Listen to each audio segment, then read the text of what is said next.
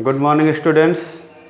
आज मैं 11th arts से संबंधित जो विषय है जियोग्राफी,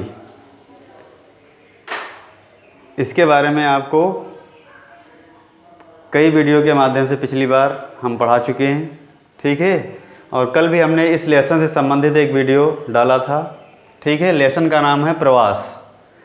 जैसा कि कल चर्चा हुई थी कि प्रवास किसे कहते हैं, ठीक है।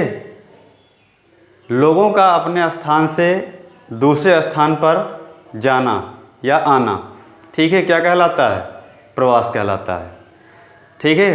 प्रवास कितने प्रकार का होता है ये भी बताया, प्रवास के कारक कौन से हैं ये भी बताया। आज आपको पढ़ना है प्रवास के परिणाम। यानी ये जो प्रवास होता है, व्यक्ति एक जगह से दूसरे जगह, एक राज्य से दूसरे राज्य, एक देश से दूसरे देश को जाता है, ठीक है। तो इस प्रवास के फलस्वरूप कौन कौन से परिणाम निकल कर के सामने आते हैं, आप लोगों को मालूम होगा, ठीक है। जब लोग एक दूसरे स्थान से दूसरे स्थान पे जाते हैं, मिलते हैं, ठीक है, तो विभिन्न प्रकार की चेंजिंग आती है, ठीक है। चाहे वो भाषा से संबंधित हो, चाहे शिक्षा से संबंधित हो, चाहे विचारों से संबंधित हो, ठीक है, चाहे पहनने ओढ़ने की चीज़ों से संबंधित हो, चाहे खान पान, ठीक है, वेशभूषा, यानी सब कुछ क्या होता है? परिवर्तनशील हो जाता है, परिवर्तित हो जाता है। आपने देखा होगा, जैसे एक उदाहरण मैं बता रहा हूँ, भारत, ठीक है। भारत में जो कंडीशन बदल गई है, ये कंडीशन क्यों बदली है? ये एक प्रकार से प्रवास के द्वारा ही बदली है। प्राचीन काल को देखिए, फिर मध्यकाल को देखिए, और फिर आज आधुनिक काल को देखिए।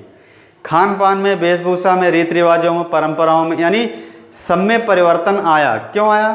क्योंकि ये प्रवास के कारण हुआ, ठीक है। विश्व के तमाम देशों के लोग यहाँ पर आकर के रहे, ठीक है। उनसे हमने तमाम चीज़ें सीखी, उनको स्वीकार किया, ठीक है। तो एक चेंजिंग होती है, ठीक है। और वो चेंजिंग कई क्षेत्रों में होती है, कई प्रकार के परिणाम निकल कर के सामने आते हैं, ठीक है। तो आज हमको प्रवास के कौन कौन से परिणाम हो सकते हैं उसके बारे में पढ़ना है। पहला क्या है? आर्थिक परिणाम, ठीक है। प्रवास एक ऐसी प्रक्रिया होती है जिसके अंतर्गत आर्थिक क्षेत्र भी बहुत ज़्यादा प्रभावित होता है, ठीक है। मान लीजिए अपने देश का कोई व्यक्ति जब बाहर जाता है कार्य करने के लिए किसी दूसरे देश में, ठीक है, तो वहाँ से अगर वो पैसा कमा के लाता है, ठीक है, तो उसकी आर्थिक स्थिति यहाँ पे मजबूत होती है, ठीक है। हम विदेशों को जाएं और पैसा यहाँ लाएं तो इससे हमारी अर्थव्यवस्था मजबूत होती है, ठीक है। तो आर्थिक परिणाम कई प्रकार के हम देख सकते हैं, है ना।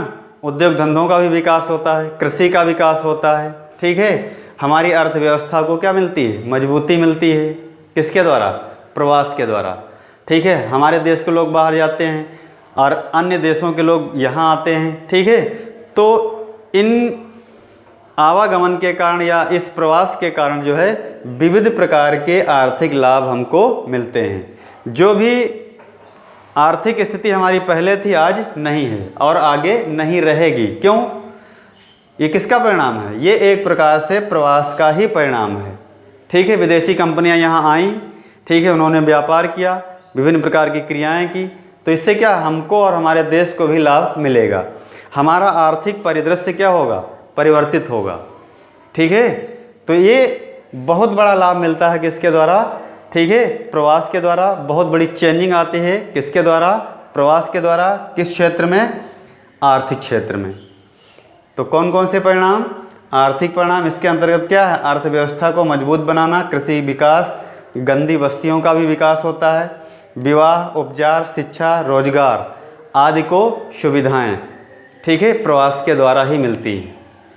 जैसे यहाँ पे 2002 में देखिए लिखा हुआ है कितना? 110 खरब अमेरिकी डॉलर, ठीक है, क्या हुआ?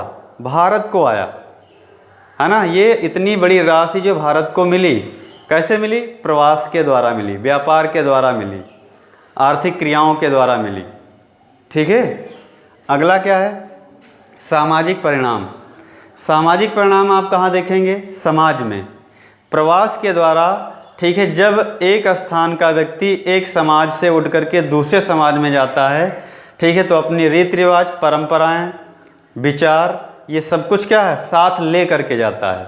ठीक है, तो अगर मान लीजिए यहाँ का व्यक्ति, भारत का व्यक्ति किसी दूसरे देश जाता है तो यहाँ की चीज़ें वहाँ पे जाएंगी।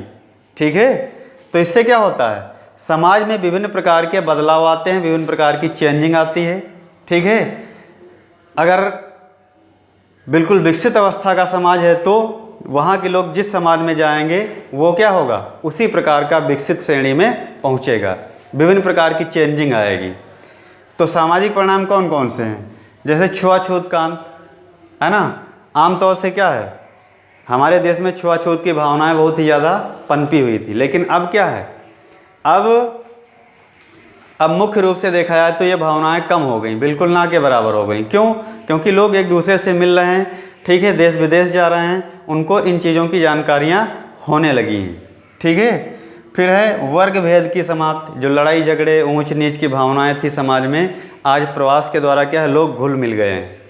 समझ रहे हैं? तो इससे क्या है, इससे वर्ग भेद की भी समाप्ति हुई।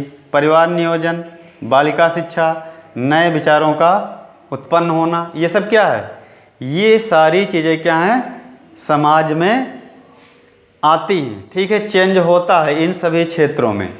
ठीक है, किसके कारण, प्रवास के कारण। ठीक है, तो सामाजिक परिणाम। फिर है अगला कौन सा, जननांकीय परिणाम। जननांकीय परिणाम का मतलब होता है जनसंख्या से संबंधित परिणाम, यानी प्रवास के द्वारा जनसंख्या में कौन कौन से बदलाव आते हैं। ठीक है, जो बदलाव आते हैं वही क्या होता है, जननांकीय परिणाम। ठीक है, लोग एक स्थान से दूसरे स्थान पर जाते हैं, आते हैं, तो इससे क्या होता है, जनसंख्या की स्थितियों में परिवर्तन आता है। ठीक है, जैसे जनसंख्या का पुनर्वितरण होता है प्रवास के द्वारा। ग्रामीण व नगरीय कुशलता में वृद्धि।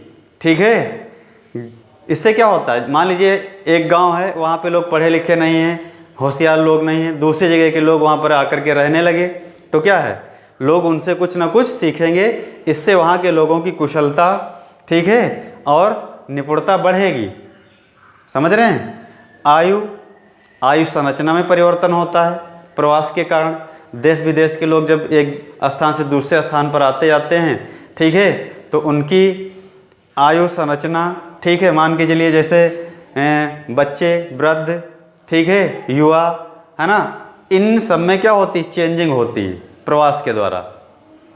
फिर है लिंग संरचना में परिवर्तन। मान लीजिए कोई ऐसी जगह है, कोई ऐसा स्थान है जहाँ पे, ठीक है, पुरुषों की संख्या ज़्यादा है। ठीक है, अब प्रवास तेज़ी के साथ हुआ तो हो सकता है कि पुरुषों की संख्या और महिलाओं की संख्या बराबर हो जाए, ऐसा हो रहा है, होता है। ठीक है, तो लिंग संरचना में भी परिवर्तन आता है, किसके द्वारा, प्रवास के द्वारा। फिर अगला क्या है, पर्यावरणीय परिणाम, यानी प्रवास के द्वारा पर्यावरण से संबंधित कौन कौन से परिणाम निकल करके आते हैं। ठीक है, तो इसमें एक प्रकार से देखा जाए तो ज़्यादातर जो हैं वो बुरे परिणाम निकल करके सामने आए हैं, जैसे वायु प्रदूषण, जल प्रदूषण, ध्वनि प्रदूषण और मलिन बस्तियों का विकास।